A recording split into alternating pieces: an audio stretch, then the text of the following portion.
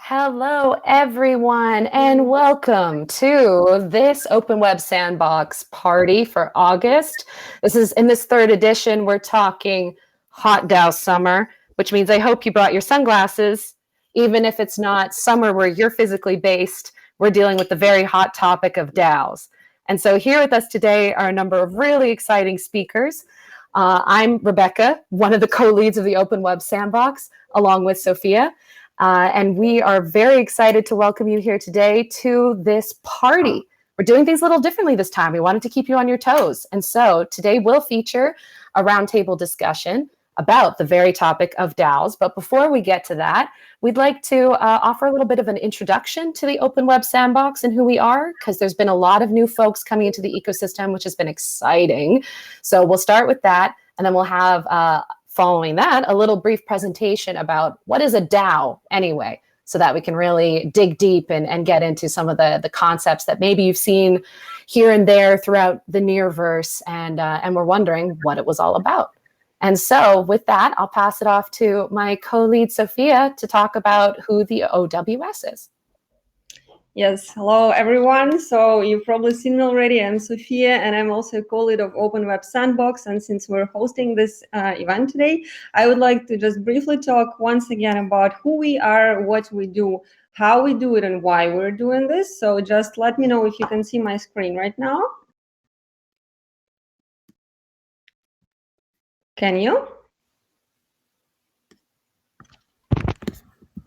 See, there are thumbs, so yes, thumbs up. All right. Cool. All right, so Open Web Sandbox, what, why, and how? What are we all about? So to start with, I think we're this inclusive digital community, which is filled with massively talented crypto enthusiasts, but also just new people to NEAR from all over the globe.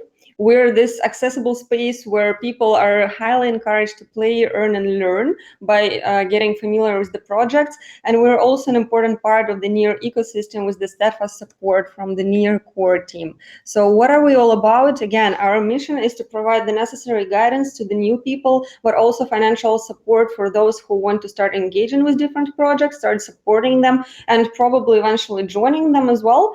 And our vision is to become the hub where all the elements of the ecosystem will be coming together and will be able to interact with each other in a very efficient but also fun way, because we're this playful community, right? So this is just quickly again where we are. So we're currently operating on Open Web Sandbox Discord server, and we have our category on NEAR Governance Forum, as well as some social profiles like on Medium, Twitter, and YouTube.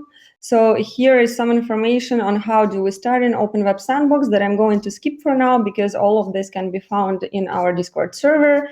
And yeah, this is basically the main contact points of Open Web Sandbox in case you have any questions. And again, in case you do have any questions, we're always encourage you to reach out to us and ask them.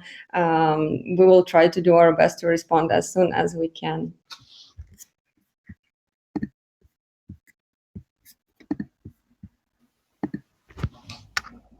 Nice. All right. Short, sweet, efficient. That's who we are. James, over to you. What are DAOs?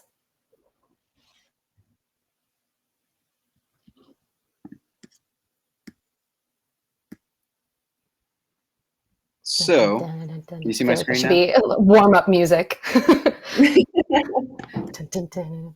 Yes, you're presenting. All right. What isn't a DAO, might you ask? Hoping to just get everyone in the same universe, at least, with a brief presentation. Then we'll have a great discussion about some of the NEAR-specific considerations. But wanted to give you a little sneak peek of the proof of participation NFT created by Samtoshi F. Baby, who is one of our illustrious creators in the Open Web Sandbox community. And if you fill out a form sharing your NEAR account ID, you will receive one of these limited edition NFTs proving you attended this hot DAO summer party. And I'll get right into it quickly, going through what is a DAO. If you don't know, it's a decentralized autonomous organization. The key word there is really organization. So you can think of it just like a community or a cooperative or a guild or a project. Really, it's an organization that lives on a blockchain. And you could think of it as a blockchain-based entity or a digital company, and it has power of agency, which is like individual decision-making power at a collective or group level. So it just enables a group of members to make decisions together. And a few related concepts to keep in mind as we go through this presentation include proposals, which are the main kind of mechanism for submitting decisions to be considered. And we have voting procedures and rules for how those decisions will be made. And then effectively and hopefully efficiently, we have some decisions, for example, payouts. But we'll go into some other kinds of decisions that you can make with Sputnik DAOs. And generally, it's all about the common purpose. So DAOs are purposeful organizations, and you own part of this DAO if you're a member, and you could earn rewards for contributing. And just a brief overview, kind of recapping that last slide and the functionality. You can gather your community and create a membership. You vote and make decisions together and manage funds. That's one of the main use cases for a DAO. So why DAOs? Probably more important question. I like to say it's about collaborative coordination. So the collaborative aspect means you're working together toward a common goal, a common purpose. And the coordination aspect is really governance. So you're aligning toward the goals. You're not just being told, here's the goal. There's a decision-making process around setting the goals and deciding the overall purpose. And that purpose can evolve. So it's just an open system for that kind of decision-making, and it's really transparent. You're wanting to build legitimacy, which just means there's an understanding that a certain process will be used.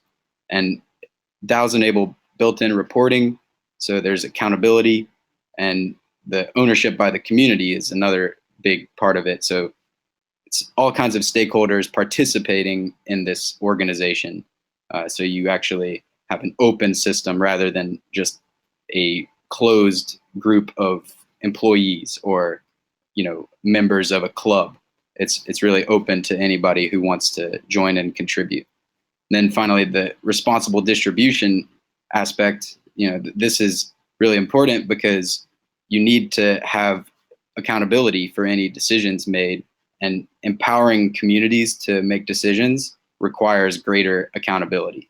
So as we scale up this DAO ecosystem, we're going to see a lot of experiments with accountability systems, reputation systems, and overall the identity of your DAO is really important. You want to establish that meaningful brand, or the purpose really is the implication of your actual brand. So the DAO has a meaning. And overall, we're just hoping to empower communities to govern any kind of on-chain activity. We mentioned payouts as a kind of primary use case, but you can make decisions together for any purpose, and interacting with other DAOs would be a really interesting use case that we can explore. Why Sputnik? I'd like to just boil it down to this one really cool feature called a function call proposal. And this means you can do anything individual NEAR accounts can do as a group, collaboratively making decisions, voting on proposals. And that means you could stake, you could buy NFTs, you could submit proposals to other DAOs, you could do anything which is an action on the NEAR blockchain. So this makes it really purposeful. You can do a lot of things you can't do with many other DAOs. It's really flexible, so you can design your DAO for whatever purpose, and it's accountable. So these actions are decided upon by a group instead of just individuals, and that means we have a system for accountability.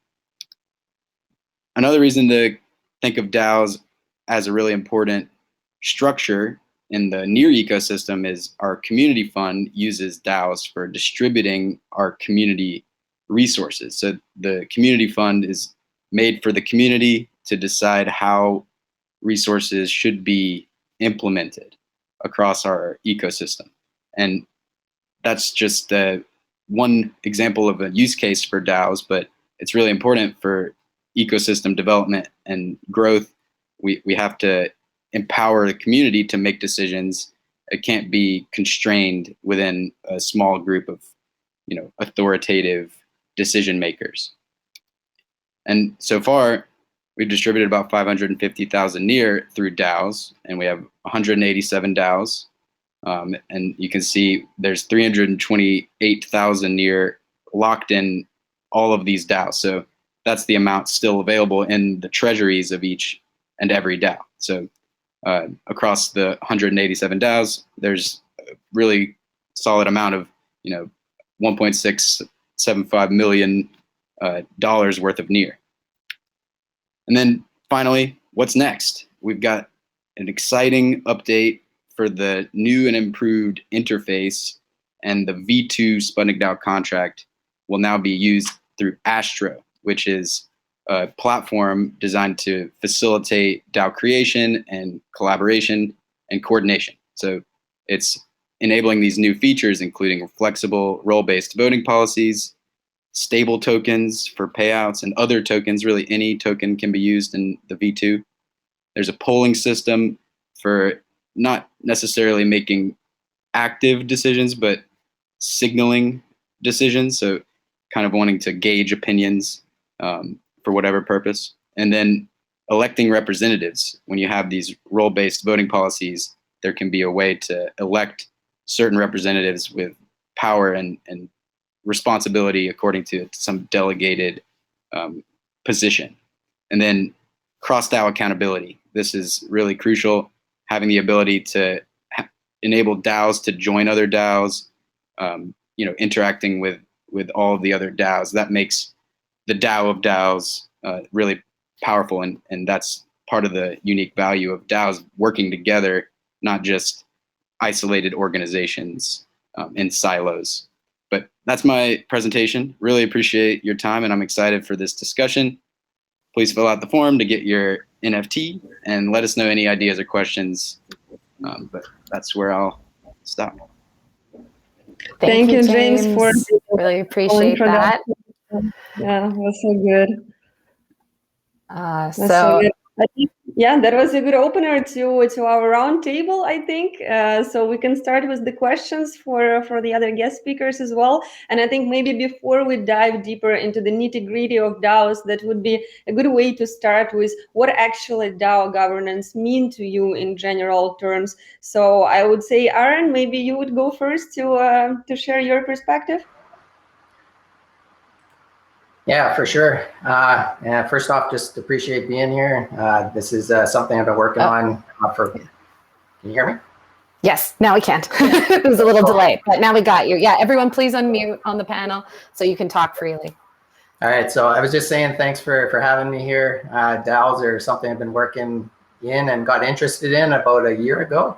And so I'm really excited to be able to be part of this discussion and carry on here. So if you're posing a question to me, what does DAO governance mean to me? I think, governance in general, it's all about like processes, rules, and accountability when people come together to start working towards common goals and objectives. And there's many types of different types of governance. So organizational, corporate, public, global goods, and all that sort of thing. But basically, anytime somebody needs to come together to get something done, I think it's going to be more effective if there's an effective system of governance in place to kind of direct how those interactions are gonna work. Some organizational theory looks at hierarchies, markets, and networks as being kind of like the ideal typologies for governance. And my personal background, I work in probably what is one of the most rigid hierarchical structures that exist on the planet. So basically, to get to the question, I think DAO governance for me is an effective way to kind of bridge the hierarchies with networks and kind of reap the benefits of all those different typologies. And I can explain that briefly, but hierarchies are great at subdivision of tasks, focused action, but within them, they're horrible at innovation, creation, creativity, that sort of thing. It all kind of gets driven top down. Networks solve some of that, but the social coordination happens in networks is typically built on trust between parties, and that can take time to build. So I see DAOs being able to bridge that, especially on the network side, enabling that coordination to occur, eliminating some of that trust that needs to happen up front. Like wondering whether you're going to get paid for work you've done or something like that. It's all built right in. And then addressing the hierarchy issues, DAOs provide a mechanism for people within the hierarchy to come together from different siloed areas to stand up, do projects, let it dissolve when it's finished, and move on to something else. And that's shameless plug for what I'm working on, Catalyst, but that's kind of what we're working, or what I see it happening is facilitating the emergence of like self-organizational teams in any realm. But I'm very interested in seeing how it's going to work within hierarchies, in my particular domain, and that. So, and ultimately, I just think it's really cool to see organizations pop up, finish something, and then disappear to do that. So, I guess that's what DAO governance means to me. Yeah, that's very nice. And actually, maybe something on the news side, indeed, Catalyst is collaborating with Open Web Sandbox, so you will be seeing more on that side. So this is also quite relevant to the topic. So thank you, Aaron, for sharing that as well. Any reactions? I would say, Blaze, maybe you have something to share as well on what DAO governance is for you? Yeah, so just as far as governance, I think that, DAOs work really well for, you've got a group of people, but sometimes that have the same thoughts, or, they have the same interests, but sometimes it's hard to find leaders to emerge from there. So what a DAO allows you to do is it allows you to take that common interest, put it in a forum where people can, express their idea and get general consensus from the community of which direction they want to go, right? And so that's where it's been really effective as far as what I've seen within NEAR. So groups of people come together, and it means that not one person has to be in charge of everything. So you can allow the community to make better decisions and decide. And it somewhat also eases the ability for people that normally wouldn't take action to then take action. So I think it just opens up for collaboration. And the other thing that really helps with is people don't like to make decisions on their own, and they don't like to put proposals forward most of the time. Most people aren't those front leaders. So it allows a little bit better opportunity to get things out there and proposed, and just see what the general thoughts and consensus are for them. So that's kind of my overview. Yeah, definitely, especially opening up space for the collaboration. And speaking of which, also, I'm curious what Jack has to say about the social tokens as also a form of working with DAOs. So curious, what is it for you, though? Hi, everyone. I'm Jack. I like NEAR because NEAR is Ethereum 0.2. It's NEAR everyone. Everyone is NEAR.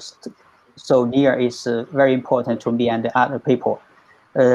I engaged in NEAR last year, July last year. I created just now. I want to Ethereum DeFi community to do some governance on NEAR protocol, because the user experience very excited. So I want the DeFi community to governance on NEAR protocol. But the community, it's a little difficult. So I create a social token called Hakuna Matata to, for example, to do some governance. The first step is to distribute Hakuna Matata to everyone who want to get into the crypto world. NEAR is their first station to get into the crypto world. How to allocate distribute the Hak tokens? I want to use sub-DAO. One DAO is the treasury DAO, and then many small DAOs to distribute Hak to everyone. I use the optimistic mechanism. Everyone can distribute hack to everybody, but if you are a scammer, you will lose some crypto or lose some assets or lose reputation. So I will. So Hakuna Matata is 2,100 million, 2,000 million. How to is too big, too large amount of hack. So the total supply, because I like Bitcoin Satoshi, one hack means one Satoshi. So you have 1 million only 0.001 Bitcoin. So Hakuna Matata is the hack is a basic unit of Hakuna Matata, means one Satoshi. So everyone would have hack who wants to get into the crypto world. How to distribute the hack? I use DAO. So in my opinion, DAO is a tool to distribute ownership to the community or to the world. So, and the NEAR is the best protocol, I think. Thank you. This is such we all agree. ended up. This is so good. Thank you, Jack. I was just about to also greet Chloe here, since I could make it here. Hello there. Can you hear us? Are you with us? Yes. Not sure. Yes, I can hear, but driving at the moment. Just parked, so I'll be on my laptop very shortly. Okay, sure. All right. In the meantime, maybe Torsten is not with us for now. James, maybe you could express what you think about this. You started this up, so why not? Well, just quickly adding what I've already shared, the phrase commonly used in our community is a Facebook group with a bank account. And breaking that down, you could imagine a Facebook group already having a bank account in a more traditional sense, but think of a Facebook post with a voting button, so you can vote on whether to spend money from that bank account. That's kind of like a DAO, except you trust Facebook to decide, if the results are valid. So they'd be in charge of processing the voting and proposals or posts in this Facebook group, which is a different approach, a centralized approach. And DAOs are kind of like that, but decentralized. So that's my quicker answer. All right, yeah, more of a personal perspective. I think I was really curious to hear because you're always talking about, like nice concepts and like how it is for a community, but I was really wondering how it is actually personally for you, how you see it. So that's interesting. Torsten, are you with us? Would you like to hop on here? Can you hear us?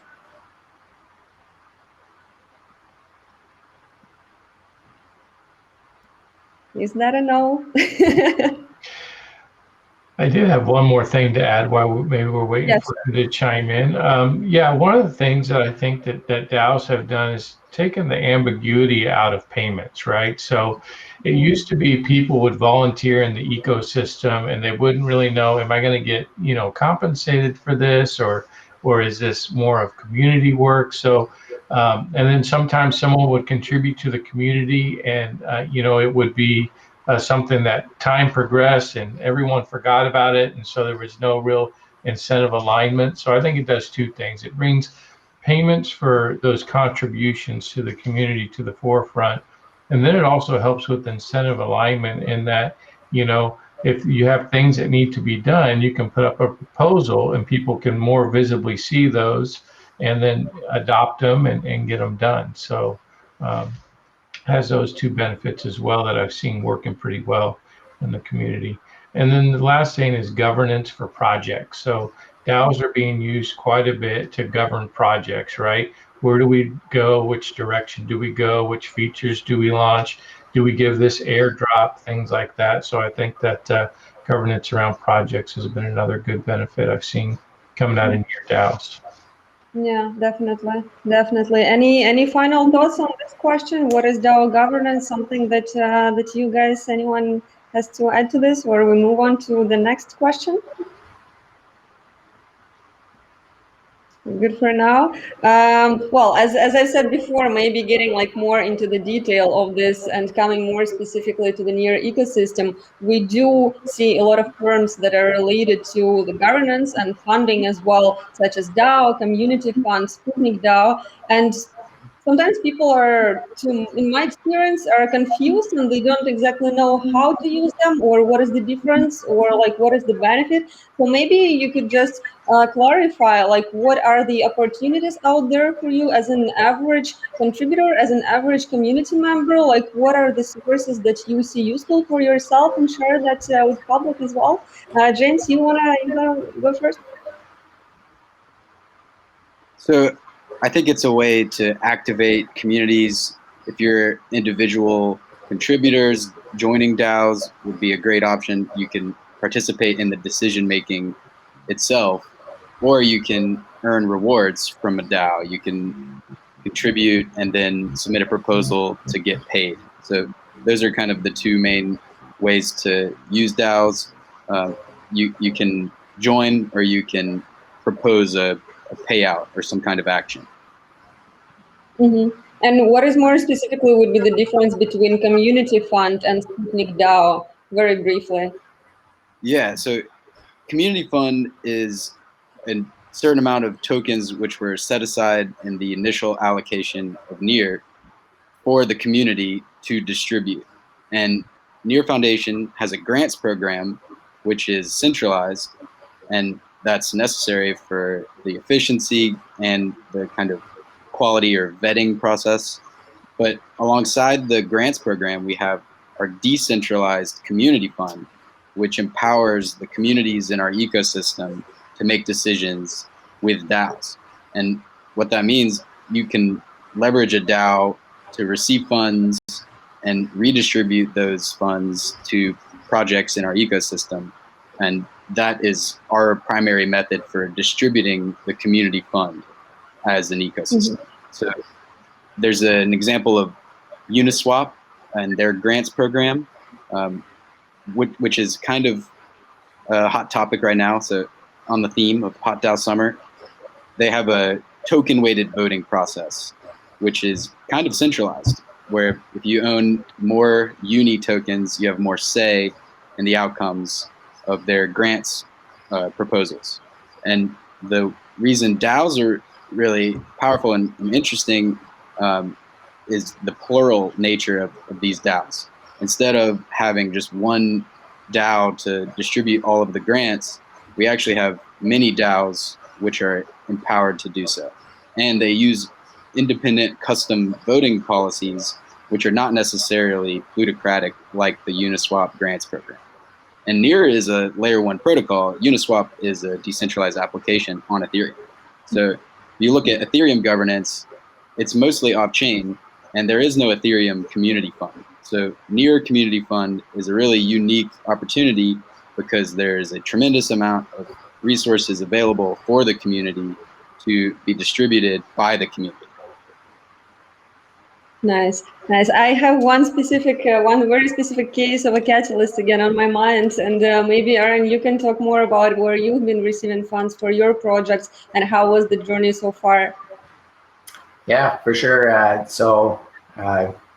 Catalyst has been coming around for quite a while, and we've explored a couple of different things right from the beginning.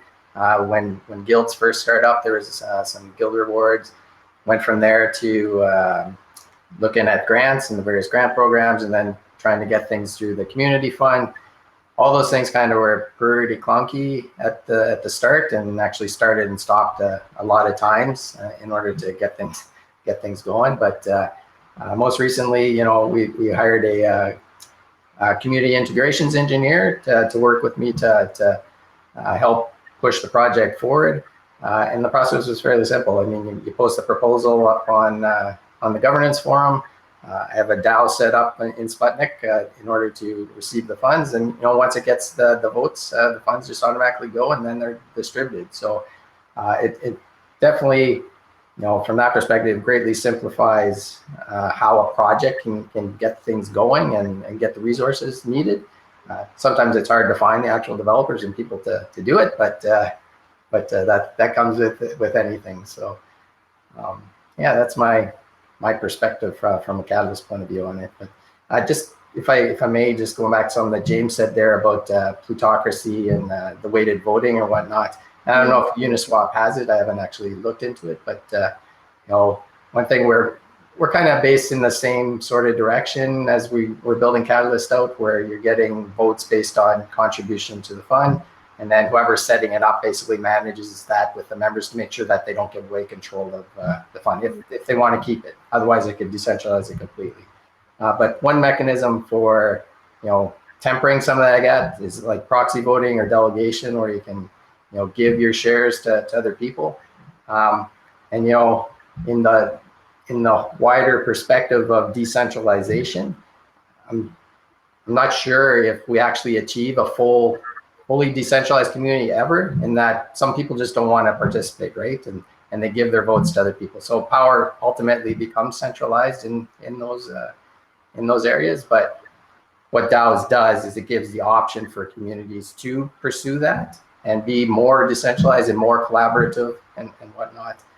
So I think that's kind of one of the big benefits, and giving more choice to the people setting up those communities. Yeah, no, definitely. Any reactions to that? Yeah, I'll just point out, I think Aaron, that point there at the end, talking about choice, is super valuable. The idea that, yes, some people don't want to participate, but who knows why that reason is. I mean, someone might be joining a DAO for the first time, through their first week joining the NEAR ecosystem, and they might not even know what they're doing. So joining the Hack DAO, for example, or the creators, whatever it is, you know, giving their vote away or selling their vote might be a valid choice for them, where they can earn some funds as they delegate their vote to someone they trust. So maybe Jack, for example, they trust Jack to vote properly on the Hackathon DAO, and so they want to delegate that vote to Jack. But maybe a year from now, as they learn more about the NEAR ecosystem and they see, you know, they may want to vote for themselves, they can actually have the choice to take back that vote. So they can just be like, okay, you know what, Jack, thank you for voting for the past year for me, but I want to take back my vote. I want to vote for myself. They can now sell that vote to somebody else, get their funds back into the DAO. But that idea of choice, where you don't actually have to, you know, keep up with the community every single day, and you can still support the community, learn more as you go, and you have that choice. That's a really valid point. So one of my why I love. Yeah, no, I think it's indeed like this matter of choice. Like we all do hear a lot that people do want to participate indeed, but then when it comes to that, and I think Sandcastle DAO is one of the examples, like people do not always want to engage at the sufficient level to participate in that. So it does make sense indeed in some cases to delegate your vote, right, to make it maybe more efficient, or if you don't want to do it yourself. I'm curious, Jack, you have to say something? On the tools that are available out there for you, just reminding the question for myself as well, the tools, the governance tools and the funding tools that you've been using so far within the NEAR ecosystem that's been helpful to you? I want to give a suggestion for the guild. If because I was a guild member before last year, so I want people who want to take part in the guild. I just say before, optimistic guild. Everyone can join a guild. The first step, he want to hold some NEAR or post a security deposit and create a guild. It may, and then she or he can get some fund of payout, and everyone may prove an invalid proposal or payout and winning a portion of his security deposit. Mechanism so people can can be better, than everyone can join, but someone will be challenged or not last month, this month or last month somebody was very do more sense, but challenged by one person, but he can do nothing. So I gave a suggestion for the guild to just like optimistic DAO too. Yeah. Okay, that's my suggestion. Yeah, no, that makes sense. To me, that makes sense totally. Blaze, I think you're the last one to address this one, the community funds and the tools that you've been using for your project so far, and how useful they were for you, or maybe not that useful. I don't know. So Yeah. Share. Yeah. So as Aaron said, it's always been escalating and expanding, right, and changing. So I think the community fund was a very good step to decentralize some of that decision making from the foundation, because, you know, as they got so many grant requests, it's hard to filter through all of those. And, you know, that's really what we're here to talk about in general is this treasury fund. How does the foundation step back and let the community govern and run really the DAOs and the community and help with funding and make those decisions in a decentralized manner? So I think that's good. So the community fund's a great place to start. And then there's the grants as well that you can leverage. So if you have a bigger project that you need to get funding for, you can look to the grants to do that. And then now there's a whole ecosystem of DAOs that if you're looking to do something specific or a specific task, you can go there and get funding as well. So I think there's a lot of tools. I think over time it'll continue to, you know, be clearer on where you go to do certain things. It can be a little bit fuzzy right now, but I'm you know, a part of many DAOs, so, you know, we use all of those tools. But you know, Chloe might have some additional ideas. You know, we all kind of work in these same areas. Yeah, I know. I did see the question. Yeah, say it, Chloe. The question was the existing tools out there, how are those going? All right. Well, Chloe can rejoin us at any point. Yeah, I was maybe one question for me, actually, if I may, really quick, Blaze, since you've been so long in the community, what would you like advise to the newcomer, like somebody who's coming with the new project or a new idea, like how they would figure their way to get the funds? Like there's so many DAOs out there. What would you do if you were just about to come to the ecosystem and start of zero? Yeah. I think if you're just getting started in the ecosystem, probably the best way to go about things is to look at the governance form and see what DAOs are there existing already.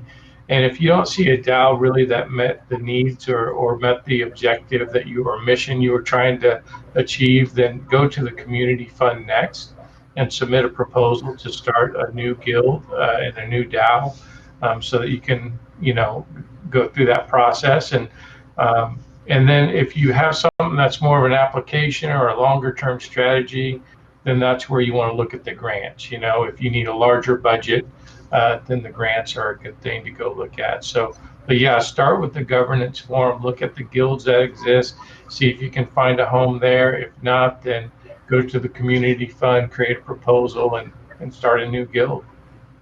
Yeah, definitely. No, I think that's very useful, especially for new people. And I'm assuming we have some here, so that's forum is a very useful source where well, community members communicate. So definitely do check that out. Rebecca, you want to take it from here with the last questions? I will try. I hope everyone can hear me okay. This is always a fun part of the process here if you've been on Air Meet with me before.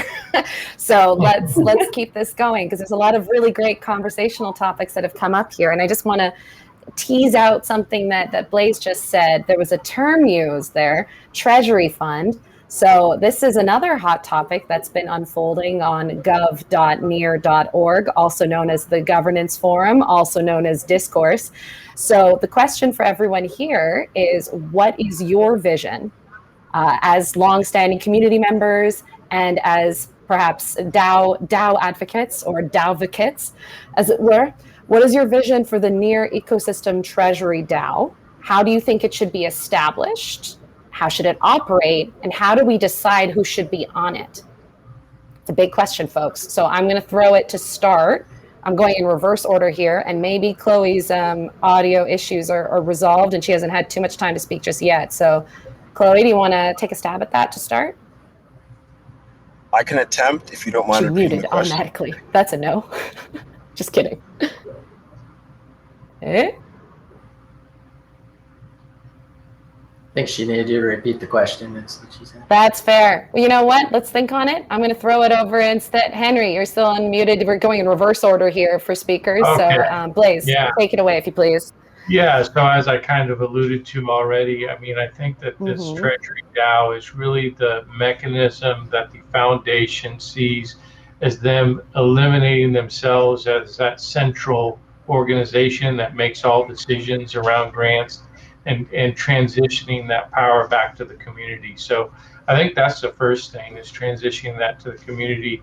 There's been a lot of discussion about how this is organized, and I think that one of the key things that has kind of come out of it is that having representatives from the different guilds and the different areas of the ecosystem participate in that Treasury DAO, so that they make sure that their areas of interest are covered, for one, that they have voting power for two, and looking at that Treasury DAO as a way to really kind of organize the ecosystem, then have all the different folks from the different areas bring their ideas, make sure the voting goes through and things are disseminated.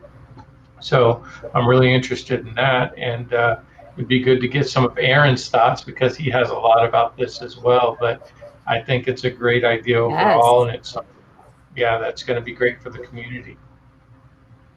Okay, quick insertion moment, because we've used the term guild a few times, which is as it should be, because guilds are a big part of our ecosystem too. But for folks who are new, you're hearing guilds, you're hearing DAOs. Just want to clarify that these are in fact potentially separate organization methods for folks. Today we're focusing on DAOs, which are governance organizations. Like, there's different tools and platforms that we've been sharing a lot of information about.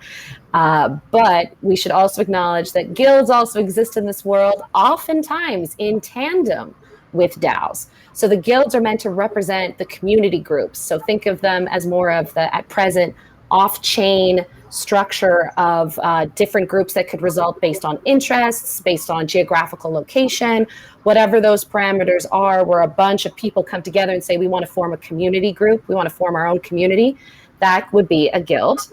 Now, in order to enact all of the different voting processes and funding dissemination that we've been discussing, the next step for a guild is then to also form its own DAO. And you can form multiple DAOs based on all the different projects your guild is undertaking, based on maybe different subgroups of interest within your community group or guild.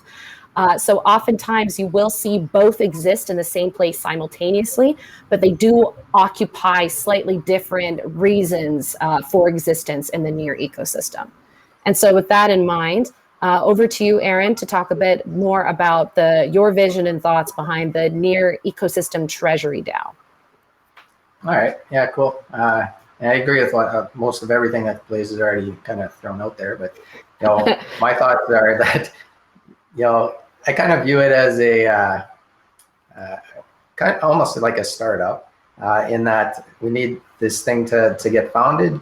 Probably initially it's going to require some very centralized direction in order to decide, the stuff that needs to happen in order to make things effective and the processes in place to get things going.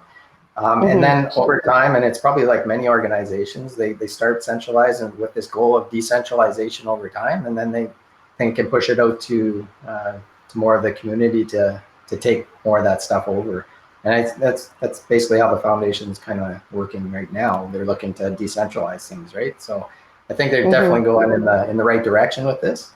How it was actually described in the forum did look very hierarchical to me right off the bat, and initially I was like, oh, this isn't what we're kind of aiming for, but looking into it, it has a path to go into a more decentralized way and dispersing responsibility for the funds and to many different areas. And I think it's important that experts in those groups, guilds, or various communities are able to influence how the money or the funds are spent in those projects. Because obviously the central foundation can't know everything all the time, spreads out the responsibility. Very true.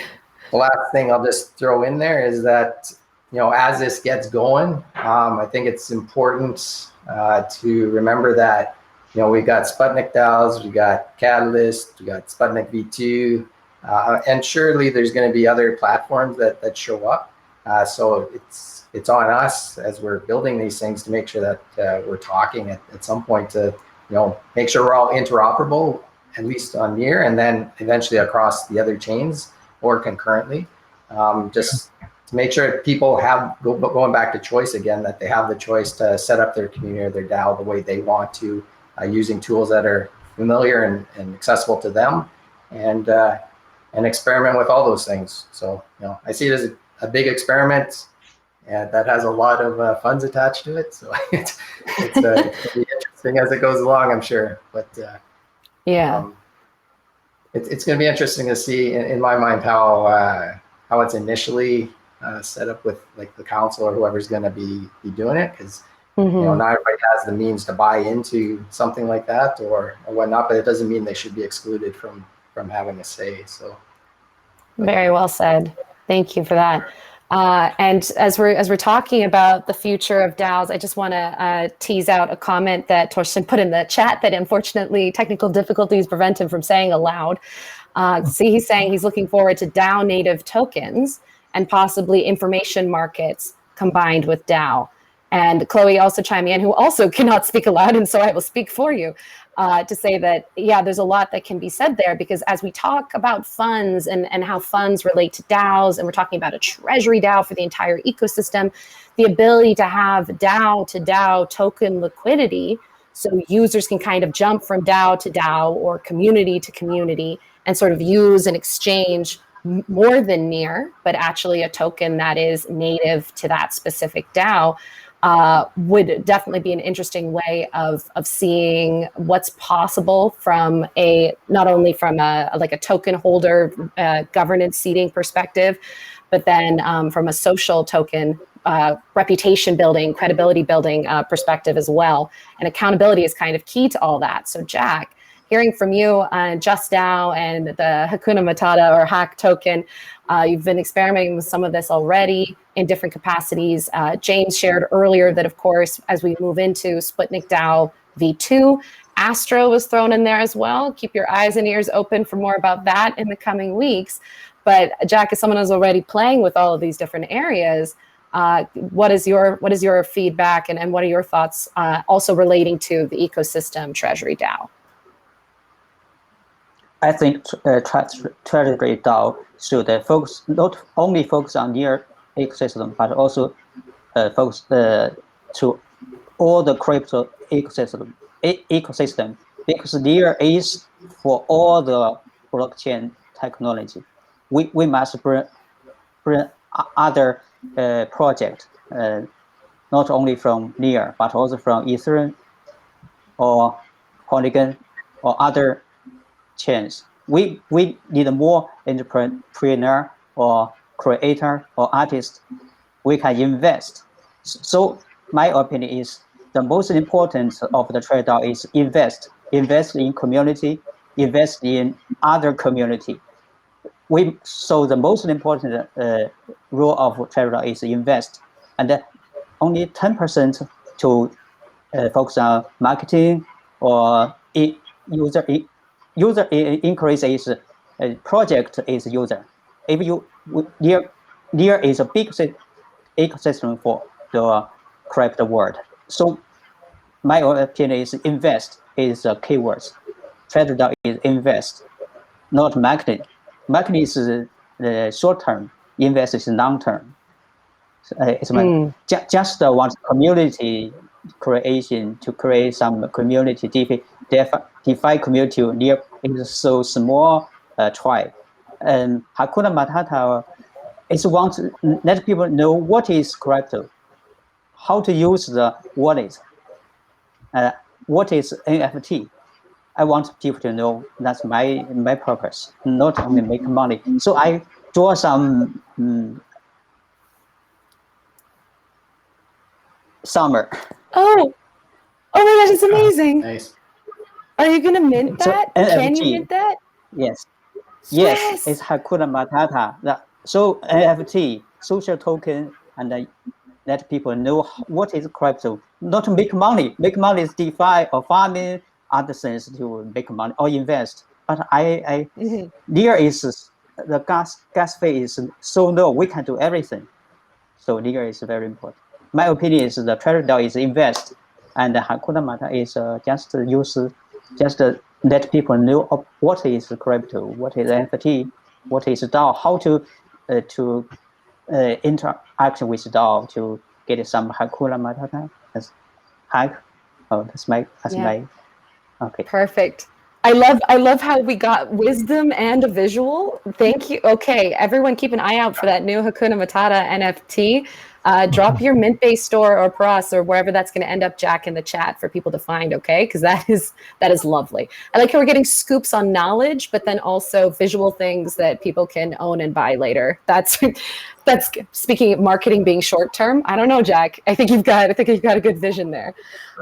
So just looking at time, because we've covered so much, and it's really great to get everyone's insights and feedback, but definitely also want to be sure that we're hearing from our attendees here today about any of the questions they have, and making sure we're answering those. So just going over to the Q&A tab here, yada yada. So let's start with the first one I'm actually able to access, which is hilarious. Okay, this is one we were just talking about. So looking at the ecosystem Treasury DAO and talking about, or just actually maybe more generally. So the question is, not sure I understand the possible criteria used to appoint council members to DAOs. One is stake size. What else?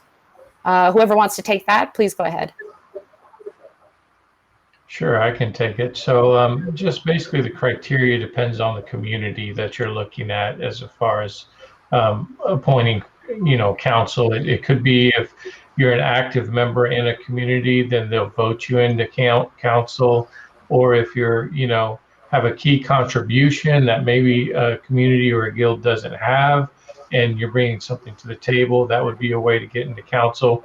On the Treasury DAO, there was some initial conversation around you need to have 10,000 NEAR tokens to join that.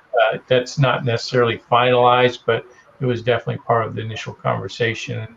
Not sure if that's what they were referring to, but however, those folks that have those tokens but may not want to be part of the Treasury DAO could also delegate those tokens to other folks to take a seat on there. So that would be the other way, somebody to delegate enough tokens or delegate their seat to you to join as a council member. But it really just depends on the community or the guild and what their rules are for active folks.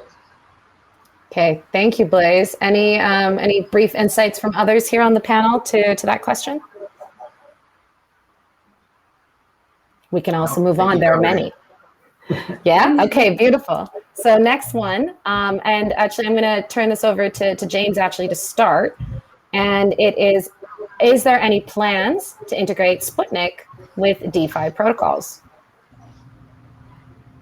Absolutely. We've already got several DeFi applications that use Sputnik DAO, including the Ref Finance decentralized exchange platform and Metapool, which is a liquid staking platform where you can stake and get a derivative asset, and others. There's so many other projects which are leveraging DAOs for DeFi and NFTs as well. So there's really a convergence of these three big acronyms, or like DeFi, NFTs, and DAOs are mixing together, and we're seeing pretty much everyone exploring and experimenting with similar ideas and learning from each other.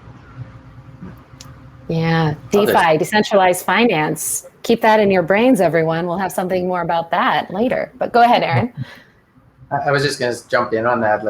Yeah, please. To look at what we can do in the DeFi world there too. I sent Blaze there a question a little while ago, because we got these DAOs and we got funds sitting in them, basically doing nothing. So they should be earning something while they're there, so that you can feed that back into the community or whatnot. So I'm pretty sure everybody's kind of looking at how they can do that at some point, but obviously we don't want stuff just sitting there doing nothing. So.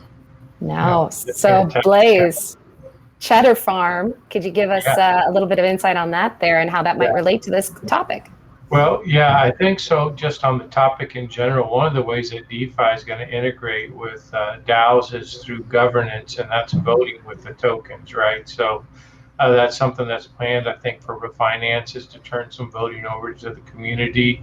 And then we have Cheddar Farm under active development, and we're hoping to get that live within the next month or so here. And so we'll also be using a DAO to do multiple things. One, for the community to vote that really they want Cheddar out there and to take Cheddar live. So we have a quorum of folks that will help us vote. And then once the Cheddar Farm's live, we'll transition governance to the community so that they can use their tokens to help make decisions around Cheddar about features, partnerships, how to spend tokens, whether we're going to mint more tokens, whether we're going to burn tokens.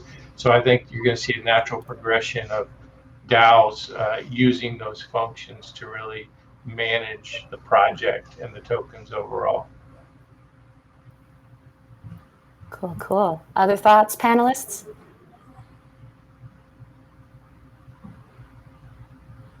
Yeah, I'm sure James has some thoughts, but about these things. We could fill a whole other talk actually talking about DAOs and DeFi. That I think would be like it's really its own session. So if folks are interested, like these are the people to talk more about those various thoughts with. So all of our panelists should definitely drop in the chat how people can get in touch with you if they're interested about any of the respective areas you've been talking about today. But let's take maybe one or two more questions that are here in the Q&A, and then if there are any from Twitter, I'll pass it over to Sophia for that. But this is go back to token-weighted voting structures here, or just how much would be appropriate or sensible or possible. So do you have the experience of one token, one vote? What is better? Are weighted votes better when it comes to using token and governance structures in DAOs? Whoever wants to take that. I'll start with just some philosophical thoughts. Like, I don't think there is one thing that's better than another. I think it depends on the community and what their cause and how they want to set things up. So ideally, the goal would be to give every community a whole list of different voting mechanisms and different voting policies. I know there's things in the works like MetaGov and that let you decide what voting policy or whatnot is good for your community, and then go with that.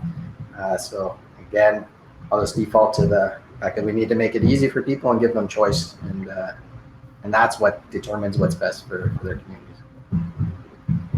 Yeah, it could be a mix of both, right? It could be a mix of both. So maybe use, token-based voting for something to really get consensus from the overall community, but then you use weighted voting for another thing to make sure that, the proposals are, really have a good measure against them and have a good quorum, and that someone with a bunch of tokens can't come in and seize power and essentially pass any proposal that they want. So I think in Sputnik, and James can chime in here a little bit, but in general, we use the weighted vote, for a lot of the different DAOs that are out there now, and more of a quorum, and you can set thresholds on what you want that quorum to be, on how many people within the quorum have to vote to approve or deny. So I think that's in use pretty broadly now. I don't think we have a lot of token-based voting quite yet, but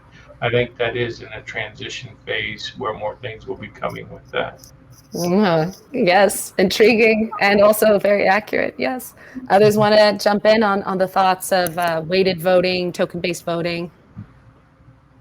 Just want to add, there's a lot of research into mechanisms for alleviating that problem, namely conviction voting and quadratic voting, among others. But if you're interested, definitely look into these kind of designs, which are a little bit more complex, but address the problem of, one token, one vote plutocracy, and, echoing Henry Blaze, the majority of Sputnik DAOs are not token weighted voting. It's a council model. So each member of the council gets one vote, and the council votes in additional members. So it's about trust and who you add to your council. And usually it's like a majority rule type of thing.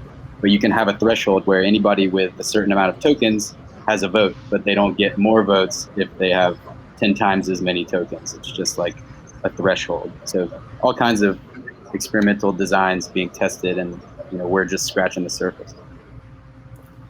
And James, I believe there's a group out there engaged in research presently about different styles of DAO governance. What are they called? Yeah, so I've been working with a group of researchers called the Governance, and we're focused on governance research. And our first initiative starts in October. It's going to be a 3-month research group, and we're focused on reward systems for contributors in open source projects. And voting methods are definitely relevant to that conversation or the topic. So if you're interested in governance, and it's not just for NEAR, it's a multi-chain community of governance researchers, please let me know. I'll share the link to the Telegram group in the chat. You can sign up for the research group starting in October. And if you have ideas for other projects, just like a DAO or a guild, you can supply ideas, and we'll supply funding or other kinds of resources necessary to make stuff happen. Marvelous, thank you. And let's make this the last question here. And then I think there was at least one or two maybe that might have come through Twitter. So this is a bit of a change in topic, but still related to DAOs, of course. So we're looking at the potential of DAOs being used as fan clubs. So does anyone here know of any use cases of this technique being applied here on NEAR? Because that's something that's of interest as well. A different kind of community, but more focused maybe on the fanatic side of things. Whoever wants to respond, go ahead. I can start again. But yes, Aaron, get it going. I actually have something to say on this one. It was kind of the reason I started building Catalyst up in the first place as this platform. In that, I have people in my family that are artists, and they're, for instance, a watercolor painter who would like to build a community around her art, and set up a DAO so that she can interact with them, potentially commission work based on proposals they submit and that sort of thing. So that's part of what has been a premise for what we're building with Catalyst, and ultimately it's going to be available for any kind of community, so fan clubs or whatnot, to build their community using tools that are kind of familiar to them in the Web 2 world, but it's still got all that Web 3 blockchain goodness and markets and stuff built into it as well. So I hate saying it's coming, but it's coming. So. That's fair. That's fair. When is it coming? Can we tease that? Supposedly 1 September.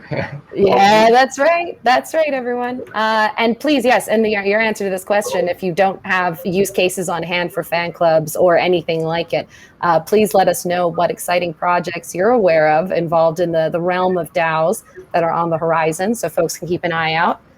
So Jack, you haven't had a moment to chime in just yet. So are there any use cases to your knowledge for fan clubs that are using DAOs presently? And in addition to that NFT that you just created and are going to mint, what else can we look forward to from you? Hakuna Matata may be an example of a fan club, because True. a movie of Disney, Walt Disney, a movie called so-called NEAR. The movie maybe have many fans. They want to know meerkat or Simba or other animals. It's true. Lovely animals. And near meerkat. So Hakuna Matata to be an example to the people. I will have an experience of DAO to Sputnik DAO V2 or Astra DAO and NFT and the social token to combine together. Maybe some DeFi. DeFi or on other DeFi is big money. Is some risk. I don't want people to take more risk.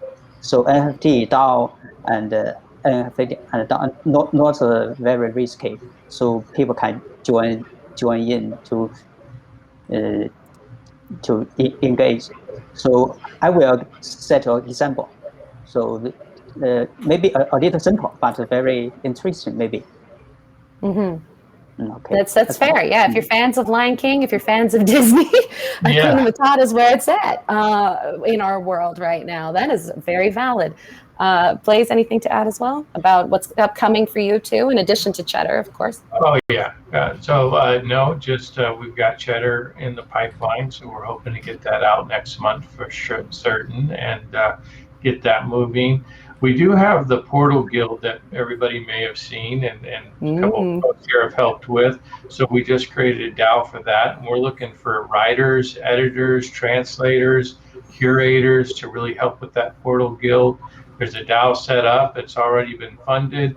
We're just trying to get the reward structure in place, and we'll be having a call on that tomorrow. A couple folks here, and trying to get everything moving so we can really start maintaining the wiki for the Nearverse. So that would be an opportunity. If you meet one of those criteria, we'd be happy to have you join us. So.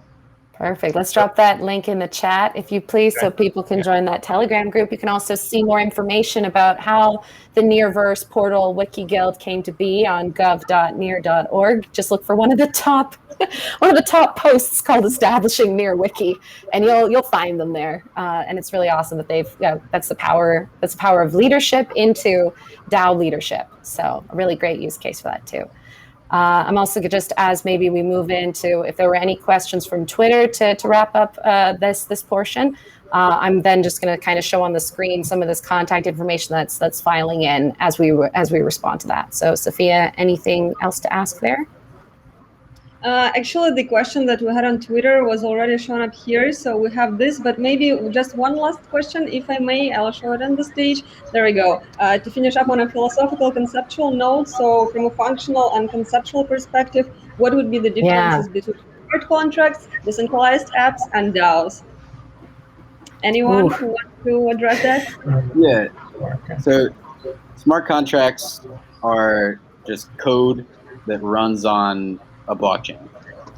Decentralized applications, or DApps, are applications that use smart contracts on a blockchain, and DAOs are a specific type of application of a smart contract. So they're all kind of related, but that's my breakdown.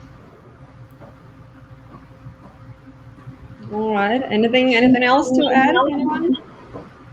Yeah, so I mean, I could just say that right now, in terms of Sputnik DAO, and I'm sure it's true for Catalyst, they run on top of smart contracts, right? So smart contracts are the logic underneath them that really power the DAO. But then, DApps also run on top of smart contracts. So everything really has a contract, because that's where the business logic is, right? What to save where, who has permissions. A lot of those things are stored in the smart contracts. So they're all powered by smart contracts, but you can also certainly have a smart contract that has no user interface that you could just use from the command line as well to do things, and there are those out there. So, but that's just kind of a general overview. Mm-hmm. Yeah, I also see the comment from Jordan in the chat that DAO is technical and independent smart contract, which I also had in mind, but I was doubting, so that is why I wanted to call this here. Rebecca, you want to add something on this? Any technical insights? Oh yeah, turn it over to me for the technical insights. Good one. No, what everyone else said. But also, as this terminology kind of comes to the fore, especially if you're a new contributor, you're a new Nearian, as it were, and you're trying to get a good handle on how all these things interrelate, how this all works out. I'm going to do a shameless plug here for some upcoming stuff that might prove helpful to you. So, of course, there's always the Learn NEAR Club. So education at NEAR is working really hard to put out content that answers just those questions. If you want to do a bit more of a dive into the nuances, because this was a really good overview and snappy answer, but if you really want to get into the minutia, check that out for sure. We also have a hackathon starting tomorrow. It's kicking off a series. If you were at the Sandbox AMA yesterday, August the 25th, you would have already heard a little bit about this. There's also the recording for that up on our Open Web Sandbox YouTube channel, where this recording will also be living if you want to play back any of these delightful DAO-related nuggets. So there's a lot happening there that's also going to result in workshops that you can take advantage of. They'll be pre-recorded. They're listed on, it's MetaBiddle is the name of the hackathon. So the L is just on the other side of the D there. And that can be found on that page. That's metabiddle.splashthat.com. You can also find access to it in a number of different places. And if someone could be so kind as to drop that link in the chat, that would also be really great. Thank you. Even better, Jordan. Appreciate it. So here it is. I'm just going to put it up on the screen for everyone. So there's a number of really just talented community leaders, community members, NEAR core members who are going to be posting little workshops, little snapshots. So if you have any question that wasn't answered here right now, you'd like to get more information about any of the other topics we might have just touched upon in passing, there's probably a workshop about it that's going to be a part of the MetaBiddle hackathon. That starts tomorrow, the 27th, and runs until September 12th. You can also, of course, take part, even if you're a new hacker, even if you're not technically inclined like myself and you're more on the creative end of things.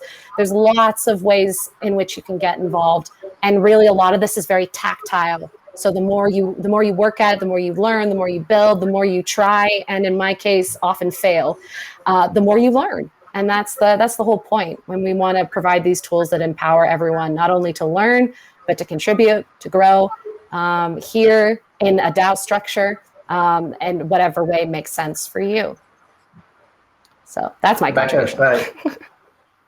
If I can just jump in there and just help echo those comments. I mean, a year ago I wasn't a programmer. I participated in a hackathon, and now I'm building a project that's getting released on the thing. So, don't sell yourself short if you don't think you don't know how to do it.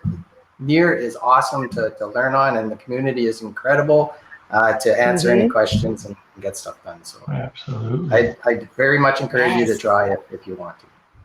Yes, thank you. Thank you for that. We're also going to be, in terms of resources, Sophia has really wonderfully put together a couple of DAO learner sources, because there's a lot of content out there. So it's just a matter sometimes of collecting it for people to find it.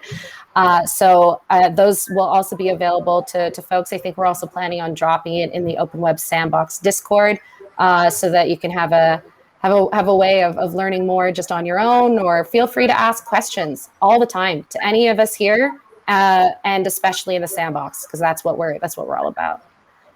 So over to you, Sophia, for the final thoughts and our goodbyes, because we do have some closing remarks for folks. Yeah, definitely. Well, first of all, again, I would like to thank every guest speaker, every guest in the chat as well who joined this event today. It's been incredibly exciting to have you all here. It's an incredible group of people, and I think this is what the community is for, when we can just gather together and have this chat, like, to clarify some things and also spread the information and important concepts all over. So thank you everyone for making it here today. We really, really appreciate it. And as it comes to Sandbox, I would say that if you're looking to build your network, we still do have our project profile on Discord, but it will probably not be the case anymore as of September, October, because there will be new Catalyst updates on that side, so we'll be more user-friendly. That's something to look forward to as well. But if you want to check the projects that are still running on Sandbox, you can still check the project profile channel on Discord. If you're a contributor, do not forget to claim your reward as we're approaching the end of the month. And also, we're still having our weekly MAAs, always every week on Wednesday, 5 p.m. CET it is. So yeah, be sure that you do that and complete the form to get your NFT for this party as a proof of participation. Marvelous. Thanks, everyone. We'll leave you there. If you want to stick around, all of these speakers, hopefully, technical difficulties withstanding, will be just at the tables. So if you have any questions that you wanted to get more clarification on, you wanted to speak to each of these groups and find out more about their respective DAOs and DAO journeys, come join them at a table for an extra 10 or so minutes as we say goodbye to you here and now. So once again, thank you, everyone, and see you in the sandbox. Thanks. See you, everyone. Thank you very much.